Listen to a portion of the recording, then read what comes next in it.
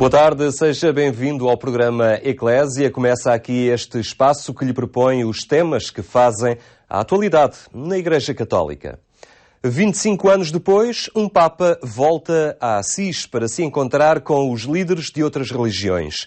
Começou com João Paulo II em 1986. Hoje ali chegou Bento XVI para uma jornada de reflexão, diálogo e oração para a paz e a justiça no mundo. Que em nome de Deus todas as religiões tragam à terra justiça, paz, perdão e vida, amor.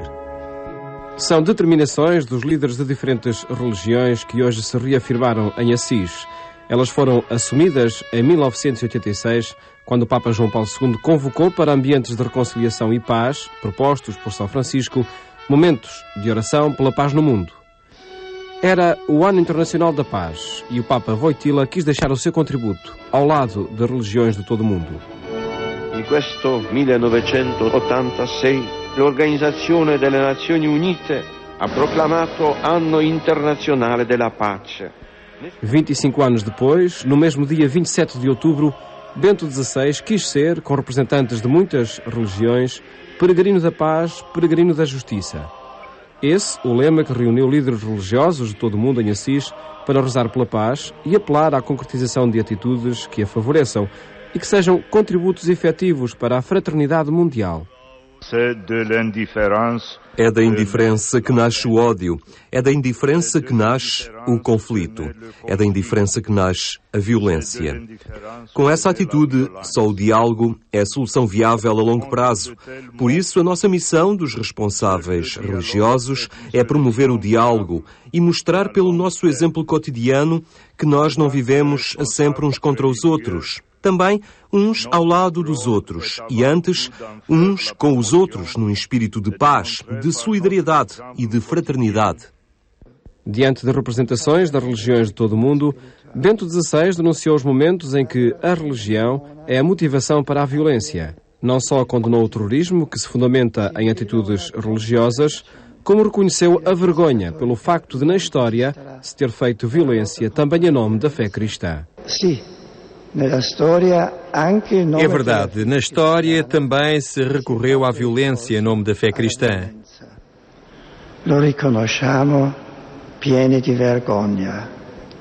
Reconhecemo-lo, cheios de vergonha.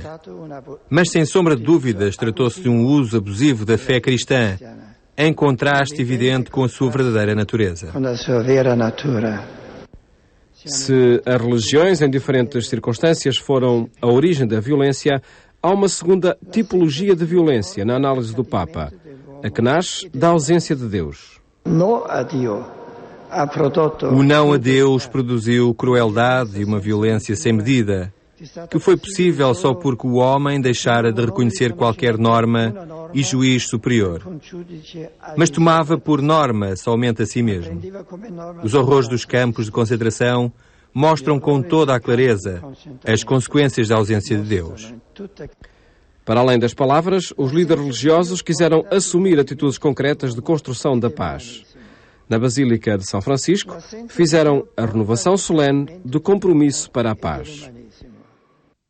A Catedral é o sinal da unidade da Igreja Diocesana. Foi Dom José Policarpo que o afirmou na celebração que assinalava também o encerramento do seu jubileu sacerdotal. O momento celebrativo encheu a sede de Lisboa e contou com a presença de bispos vindos de diversas dioceses. A sede de Lisboa assinalava a solenidade da sua dedicação, mas também o fim do período de comemorações que lembraram os 50 anos de sacerdócio de Dom José Policarpo. À sede de Lisboa acorreram muitos fiéis para manifestar a sua proximidade ao Patriarca de Lisboa. Acho que é um momento importante para toda a Diocese e como cristã desta Diocese acho que é uma boa forma de marcar presença e de também celebrar a união com Cristo. Eu não podia faltar hoje, porque Dom José para mim foi sempre um exemplo, uma vida extraordinária de doação e de dedicação a esta paróquia, esta diocese que lhe deve muito, muito, muito. Para mim é uma alegria muito grande estar a participar nos 50 anos de sacerdócio de alguém que é uma referência para mim. Também o episcopado esteve presente para reforçar os laços da colegialidade que o une. a comunhão no Colégio Episcopal, mas também uma enorme gratidão e uma enorme estima pelo Sr. Cardeal Patriarca. Foi ele mesmo que presidiu a minha ordenação episcopal. Esta foi uma celebração muito participada em que o Patriarca de Lisboa começou por manifestar a sua satisfação em encerrar este ano comemorativo na Catedral da Diocese. Aqui fui associado ao sacerdócio apostólico. Daqui fui enviado em missão. Sentimento renovado e aprofundado em cada missão que recebia, até ao dia em que a ela fui reenviado para presidir na plenitude do sacerdócio apostólico a esta Igreja, que precisa de se alimentar continuamente da palavra e dos sacramentos para ser um povo unido na caridade. Dom José aproveitou também esta ocasião para sublinhar a alegria do seu ministério sacerdotal e o amor que o une à Catedral de Lisboa. Encerramos as celebrações do meu jubileu sacerdotal. Nos diversos momentos celebrativos, o presbitério, os diáconos, o povo de Deus ajudaram-me a sentir de novo a alegria do meu sacerdócio, a descobrir outra vez que a razão de ser dele é a Igreja, e reconduziram-me ao amor por esta catedral. Dom José anunciou ainda que a Catedral de Lisboa integra um conjunto de 12 igrejas europeias indicadas por Bento XVI para realizarem uma experiência de nova evangelização a realizar na Quaresma de 2012. Na Biblioteca da Universidade Católica Portuguesa, em Lisboa, estão expostos livros raros que documentam a devoção a Nossa Senhora. No projeto de propor uma exposição temática em cada mês, a Biblioteca da Universidade Católica escolheu o Rosário neste mês de outubro.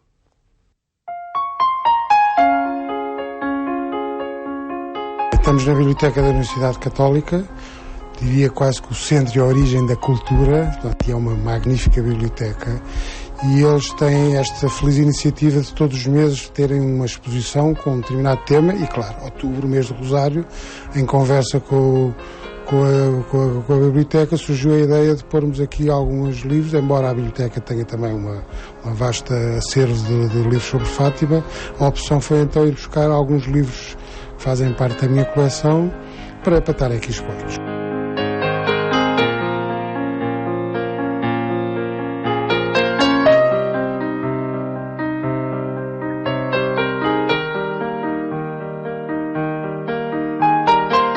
A maior parte deles são livros muito raros, que eu tenho vindo a encontrar e descobrir ao longo de muitos anos. Livros simples que para a maioria das pessoas não sabem o valor que têm, como por exemplo, que é considerado o primeiro livro de Fátima de 1911, do Cónigo Formigão, do Visconde Montel. É um livrinho, eu lembro-me que comprei na Feira da Ladra, estava assim exposto no meio de outros todos, nem se calhar nem 50 cêntimos me custou, ou €1. E na altura se calhar 100 escudos. Mas pronto, uma pessoa sabendo é o truque de quem investiga, e é fabuloso uma pessoa ir descobrindo estes tesouros.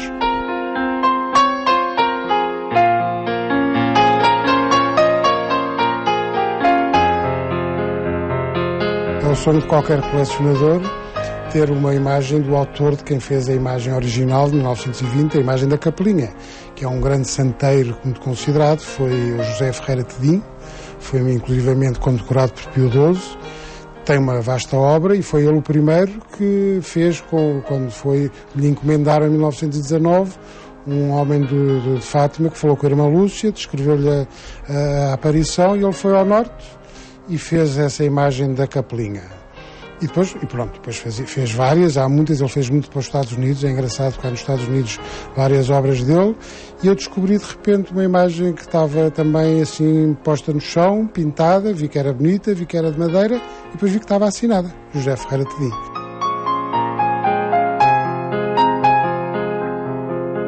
Esta coleção toda só tem significado porque tem um valor espiritual. E pronto, a partir daqui uma pessoa vai percebendo o que é que a mensagem de Fátima pode trazer. E de facto todos estes objetos, que já têm muitos anos, vão contando um bocadinho da devoção à Nossa Senhora.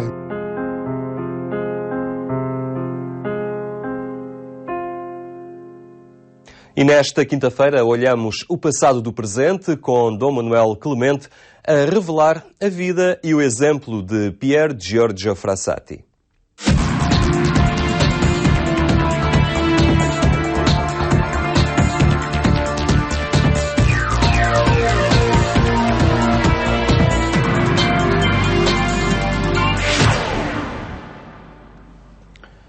Apresentamos a vida de Pedro Jorge Frassati, um exemplo para a vida de muitos jovens, um exemplo também e um modelo a tomar quando queremos falar em pastoral juvenil. É sobre esse exemplo que nos fala o Sr. Manuel Clemente. Muito boa tarde. Muito bem. Obrigado por estar uma vez mais connosco. É um modelo, diríamos, é um ídolo para os jovens dos dias de hoje? Não é um ídolo, é um testemunho forte. Lá está a diferença das palavras. Os ídolos são coisas que nós imaginamos e figuramos, mas que não têm uma existência real. Este tem uma existência bem real. E tão real que depois se projeta para além da época em que viveu e faz de todas as épocas uma companhia muito, muito estimulante e muito frutuosa, e é isso que temos estado a ver. Em diferentes aspectos da sua vida. Não chegou a 25 anos completos, ele tinha acabado de fazer 24, passado meses vai morrer, como hoje vamos ver, assim, de uma maneira que ninguém esperava, nem ele próprio, nem na sua própria casa se percebeu que ele estava a morrer, porque foi um homem tão exuberante, um jovem ali cheio de vida, e que de repente fica sem forças, cai à cama, com uma doença infecciosa, uma poliomielite, possivelmente apanhada nessas visitas que fazia, enfim, aos sítios mais necessitados de Turim, enfim, com pouca higiene, que lá encontrava, possivelmente apanhada aí. Mas ninguém acreditava que Pedro Jorge estivesse a morrer, até porque nessa altura, lá em casa, quem estava a morrer também era a sua avó. E as suas atenções iam todas para a senhora e ninguém imaginava que aquele fulano de repente ficasse assim sem forças, e olha, vai dormir, que isso já passa, vai descansar, mas realmente não passou. E passados, isso sim, 2 ou 3 dias, ele acaba por falecer. E vamos lá ver. Lembra aquela passagem da Escritura, do livro da Sabedoria, em que se diz que não são os muitos anos que se realizam uma vida. Cada vida tem que ser realizada em muitos ou poucos anos, mas intensamente vivida e na plenitude daquilo que ela oferece. E em Pier Giorgio Frassati, efetivamente, era oferecida muita coisa. Muita coisa de qualidades humanas, de vivacidade, de alegria, de generosidade, de gosto de estar com todos, também profundamente cristãs, nesta caridade que nos aproxima dos outros, sobretudo daqueles que mais precisam de ser acompanhados e descobertos para a convivência. Pois, em tudo isso, também na parte intelectual, enfim, os seus estudos, aquele encaminhamento que ele queria dar a esses mesmos estudos para melhor servir aqueles que ele achava mais necessitados, tudo isso é extremamente interessante.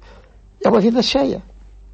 São 24 anos e tal, mas está repleta, está repleta de tudo aquilo que ela podia dar e deu exuberantemente. Pouco comum dos mortais, a começar por mim, nem 5 vezes mais dariam para desenvolver nem 1/10 do que ele desenvolveu em 24 anos e pouco. Mas é por isso mesmo um enorme estímulo, extremamente estimulante. E a sua própria morte, na maneira como aconteceu, por um lado inesperada, mas por outro lado plena, como nós vamos ver, é um bom testemunho, é um testemunho final, assim como que o seu testamento definitivo, que no fundo dentro do grande testamento que Jesus nos deixa com a sua própria Páscoa. E eu vou pedir ao Paulo para ler um trecho do livro de Maria de Lourenço, referente precisamente à morte de Pedro Jorge. Os seus não queriam aceitar o tremendo veredicto de poliomielite fulminante. Mandaram chamar o sacerdote. Pier Giorgio recebeu contente a comunhão, depois de se ter confessado. 2 anos antes, em julho de 1923, tinha ido ao funeral de um recém-licenciado em letras, o que lhe tinha feito refletir sobre a realidade da morte, como depois haveria de escrever ao seu amigo Tonino Villani. Daqui em diante procurarei fazer todos os dias uma pequena preparação para a morte, para não acontecer encontrar-me impreparado no momento da morte e ter de lamentar os bonitos anos da juventude perdidos para a parte espiritual. O último pensamento do jovem moribundo foi para os seus pobres. Pediu à irmã que lhe trouxesse uma caixa de injeções, uma apólice e um folheto em que escreveu, com uma caligrafia incerta e quase ilegível: Eis as injeções de Converso. A apólice é de Sapa. Esqueci-me, renova em meu nome. Eram 2 beneficiados da Conferência de São Vicente de Paulo que ele deveria ir visitar naquela sexta-feira. É o que chamam uma morte cheia de vida, claro, cristamente interpretada como deve ser. Porque reparamos nessa carta que ele escreveu 2 anos antes a um amigo, a propósito da morte de um outro. Eu tenho que dedicar todos os dias mais tempo à parte espiritual. A parte espiritual. Ou seja, ao significado último e definitivo daquilo que ele próprio fazia e vivia. E é isso mesmo que afinal se transporta, não é? Porque a caridade nunca acabará, como diz São Paulo. E isto recorda imediatamente aquele trecho evangélico em que Jesus faz e deixa aquela questão de que vale ao homem ganhar o mundo inteiro se vier a perder a sua alma ou se vier a perder-se a si próprio, conforme uma tradução mais correta. De que vale ganhar tudo se perder a si mesmo, se perder aquilo que realmente tem de consistente, de duradouro, de permanente e que em questão se diz caridade. Não é? Ora, é esta concentração na parte espiritual que depois permanece de tal maneira que um século depois nós estamos aqui a recuperar tudo isso mesmo que ele deixou. Porque há ali um concentrado de vida vivida, de vida refletida, de vida absorvida, de vida interiorizada, de vida na fonte, de vida oferecida, aí mesmo ganha, que é depois o tesouro espiritual de Pedro Jorge. Porque reparemos que isto não é comum. Não é comum estarmos aqui a conversar como nós estamos os dois, enfim, com todo o nosso extenso auditório, acerca de alguém que viveu 24 anos e pouco, há um século, enfim, num país que não é o nosso, não é assim muito longínquo, mas não é o nosso, noutras circunstâncias e condições, falando outra língua com outras gentes. Porque é que nós estamos aqui há algum tempo já, é o 7º programa que dedicamos a Pedro Jorge Frassati, em torno dele, do que ele disse, do que ele fez. É porque essa parte espiritual em que ele apostou, que se confunde com a caridade cristã, é tão consistente que um século depois está tão viva e motivadora como estava na altura. E dos outros contemporâneos de Pedro Jorge, de quem é que nós falamos hoje? Os que nessa altura brilharam ou não brilharam. Na política, na sociedade, nos negócios. Alguns sim, se lembrarão, mas não com esta força, não com esta capacidade de motivar para hoje. Portanto, ele investiu na parte espiritual. E como eu digo, a parte espiritual é outra maneira de dizer a caridade. Porque o Espírito de Deus, caridade é. E isso no que aí é referido. Quer dizer, os seus últimos pensamentos, as suas últimas preocupações, claro, recebe os sacramentos, vem o padre, fica toda a gente muito assustada, porque lá em casa, na mesma casa, estavam a tratar de acompanhar os últimos momentos da avó dele, que essa sim estava a morrer, e já era previsível que estivesse, e ninguém ligava a ele. Depois ligaram à pressa, quando o médico disse, não, isto daqui está a acabar, chamei o padre, mas os pensamentos dele, entretanto, continuam a ser de caridade. E começa a escrever à irmã, olha, ou a chamar a atenção da irmã, não te esqueças, estes comprimidos são para aquele que eu os ia entregar, e era hoje, claro que assim não posso vir, depois aquela receita é para aviar, depois até o fim. Isto lembra-nos obviamente a alguém, não é? Que morre na cruz por todos e a pensar em todos. Portanto, a vida cristã na sua essência mostra-se ao longo desta existência curta e pleníssima de Pedro Jorge, e mostra-se exuberantemente neste último momento, que não é o último, é definitivo, e que nós hoje aqui estamos a recuperar. É, sem dúvida nenhuma, um exemplo fantástico. Que foi depois uma surpresa para a sua própria família, porque depois veio o funeral. Ele era filho de um grande homem de Turim, enfim. O Sr. Frassati era uma das grandes figuras da sociedade de Turim, tinha sido embaixador na Alemanha. Demitiu-se assim que os fascistas tomaram o poder. Mas tinha sido embaixador na Alemanha, era um grande jornalista, era uma gente muito considerada. E, portanto, toda a fina flor de Turim estava na igreja. Isso já era, digamos, previsível. O que não era previsível foi a multidão de gente que apareceu. não só de gente ligada ao apostolado dos leigos e à ação católica, mas dos pobres, que encheram aquela rua, aquela praça, aquela igreja, e esses sim é que lhe fizeram o grande funeral, no melhor sentido do termo, de companhia, de presença, mesmo nesse momento de adeus, que para eles era uma presença de outra maneira. Portanto, esta enorme surpresa que foi, para os seus próprios familiares, correspondia à grande discreção com que Pedro Jorge praticava o bem. Não tocava trombetas para que vissem que ele fazia muita caridade. Os beneficiários dessa caridade é que apareceram surpreendentemente no funeral. E foi, repito, para todos um motivo, enfim, de uma grande admiração. Admiração cristã. Uma vida, sem dúvida, intensa, e por isso um modelo, um testemunho que apresentámos absolutamente, para todos neste programa. E recordo a motivação da escolha do Sr. Manuel ter trazido para este programa o passado, o presente, esta história de vida de Pedro Jorge Frassati, estar precisamente ainda relacionado com esse contexto das Jornadas Mundiais da Juventude e da experiência de cristianismo que aí se viveu, mas que se vive, como aconteceu com Pedro Jorge Frassati, em todos os dias da vida e também no momento da morte, como vimos hoje. Foi vida plena. Voltamos a encontrar-nos hoje 8 dias para concluir esta série de programas na rubrica O Passado, o Presente.